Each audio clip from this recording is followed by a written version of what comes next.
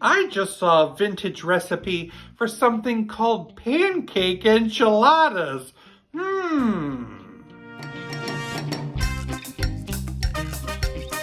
Of course it sounds unique, and of course I gotta try it. Let's do it. Grab a bowl. We need a half cup of pancake mix. Of course I'm using my good old-fashioned Bisquick. And a half cup of cornmeal.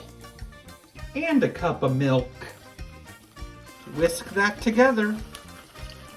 I'll be making 8 small cakes. Flip them.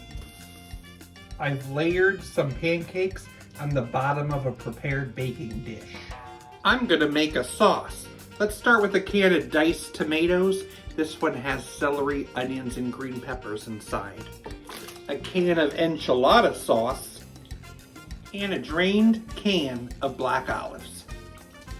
Pour half that sauce over those cakes, and some sharp cheddar cheese.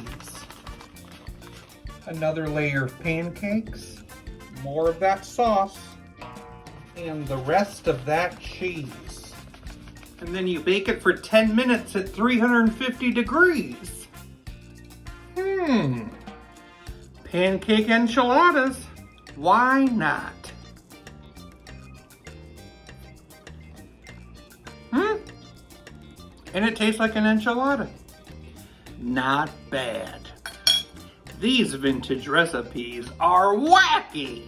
I really think it would be even better with some meat.